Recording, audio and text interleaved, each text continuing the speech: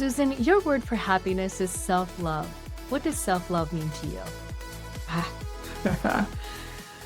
Well, self-love is, for me, is remembering my true self was perfect.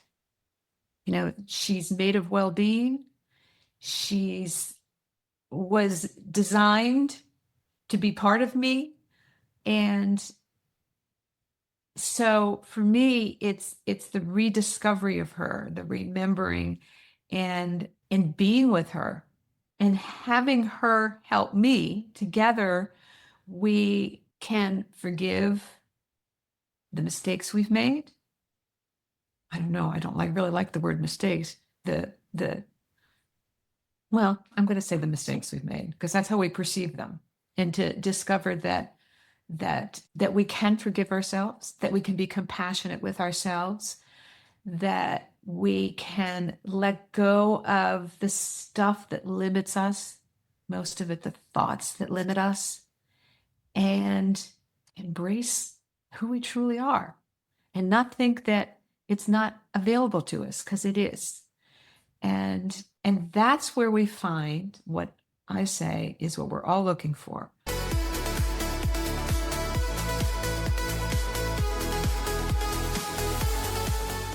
More joy, more connection, whether it's connection to one person or to the tree in the forest or to our community, and purpose. So we're looking for more joy, more connection, and more of a sense of purpose in our lives and meaning. And all that together, I think, is happiness. And it's accessible to us. All that's accessible to us through loving ourselves more. It's a lifelong journey to get back there, but our hearts are waiting for us. They're waiting to speak to us, to guide us, and to love us. And I think that's the key to living upward. What is a lesson that you learned about yourself on this journey of your own self-love?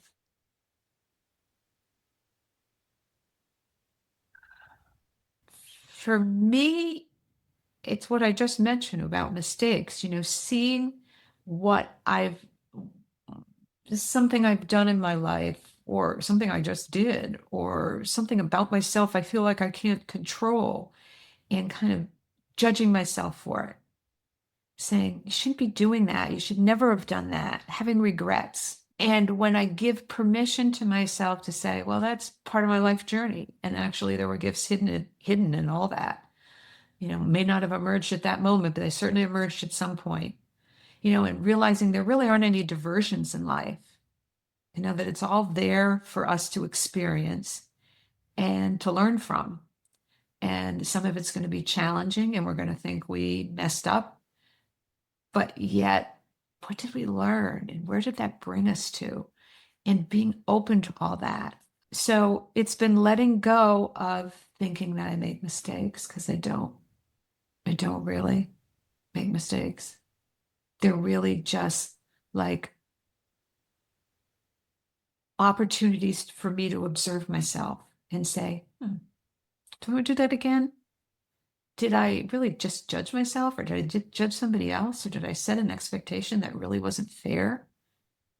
And I can punish myself for that, or I can say, oh, wow. And I can be curious about where I go from here, instead of like, oh, really? I'm just resistant, or I'm just not good enough. But I am.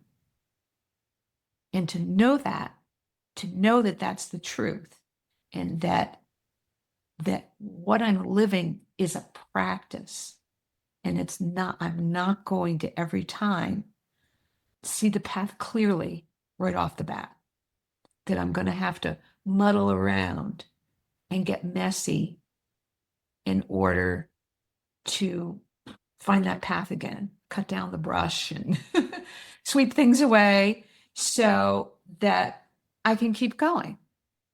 And that's what we all do. And if we can be observers of that process more than judges of that process, then our curiosity will take us right down the path.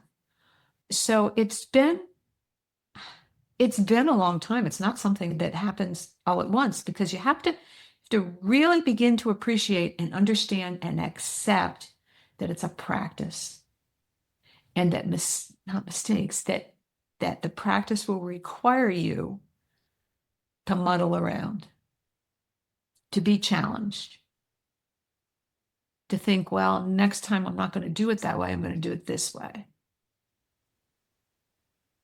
And not, pull the blankets over your head and say, oh my God, I'm never going to get this right. That's not going to get us anywhere. It's interesting to me also because you talk about being careful with that word mistakes, because when I think about it, I think of it as our life lessons learned, the choices we make at the moment. And maybe it wasn't the best choice at that moment, but it's the one we choose. And then forgiving ourselves that it wasn't the outcome that we thought it was going to be. Because those are all thoughts in our head. The belief, like, I should have known better. Is that true, that I should have known better? Can we stop and just be loving observers of ourselves long enough to say, is it true I should have known better? How do I feel when I believe I should have known better? Well, I feel like I'm not good enough, or, I'm dumb, or whatever. Who would you be without that thought, I should have known better? Free to explore another possibility, free to learn from that opportunity. Just like you said, they're all opportunities. It's thoughts in our head that are a huge part of our evolution. A huge part of our evolution is questioning those thoughts and finding ways to dissolve them through creating more space, being more creative, being more curious about who we are. That's an essential part of this journey to live upward, to find more joy, more connection, and more purpose, is to question what we've believed with kindness and care. Not like, how could I have been so stupid? That's not the kind of question I'm talking about. On some level, like, I shouldn't I have known better? Or why am I so resistant? Or, why can't I get it right? That's not the question. The question is it true? And to ask that question with a sense of self-love, self-support, self-awareness, and then continue on. It's called Sealed with a Kiss. Life is a complex journey filled with both wonder and danger. Childhood is very often a happy time, but also one tainted with trauma and trials, both big and small. Many of us had to create strategies to cope, and we mastered them. Sometimes we had help from loved ones, and sometimes, secretly, even desperately, we had to do it on our own. We didn't start out knowing how, but we were resourceful and found clever ways to stay safe and protected. These were our defenses. They were good, and they worked. As we grew older, we wove these defenses into the fabric of our adult lives. Tucked in the background of our consciousness, they helped us make choices on how best to live life, raise kids, be married, care for aging parents, be a friend, and participate in our communities and workplaces. We acted as if these defenses of control or avoid, attack or retreat, give up or never give in, were the natural fiber of who we are. We came to believe the defended self and our true self were one and the same. We did so, and still do, to protect the inner child we love. Deep in my heart, my true self is eager to be back home with her. My child from long ago is waiting for me, and when we meet, I kiss her and say, I love you.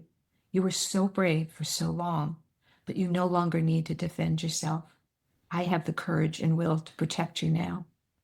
My child kisses me in return, grateful that we are reunited, joined as one. Now I am free to be true to myself, kind and generous, passionate and playful, vulnerable and safe. My life is all my own. I choose to live it to the fullest. Susan, if you could give the gift of health, wealth, or happiness, which would you give and why? I would give the gift of happiness because my definition of it is self-love. And that's the starting point. That's the starting point for health and wealth is how we care about ourselves. And I don't really know what else to add to that other than it's accessible. We can love ourselves. I think a lot of times people think, well, I don't have a clue how to get there. And it's easier to find it through just being healthy or feeling like I have enough money. And we equate that with happiness. But truly it comes from our hearts. And we've spent a lot of time protecting our hearts because life doesn't feel like a safe place a lot of times. So in order to feel more safe, we kind of shut down our hearts. We got to protect that because that's what keeps us alive. So the heart doesn't get to speak, or we're in relationships that have hurt us. So we close our hearts. And yet that's where we want to come home to. We all feel that something's missing and it's elusive and we can't get to it. And it's in that heart that we're protecting. So I think that's where we start. I think that's where it all starts. And that happiness is, I think, the key to everything else. Joy, connection, and purpose. And it's available. And now we have a question from our previous guest. If your future self sent you a one-sentence message, what would you hope it says? You're perfect. Just the way you are.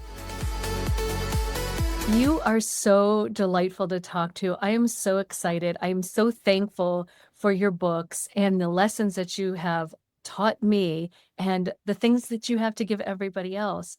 Thank you for joining us today. Oh, thank you for having me. It is a pleasure. I thought this was a very fun way to approach a podcast and get it what's really meaningful in life. It was wonderful. Thank you.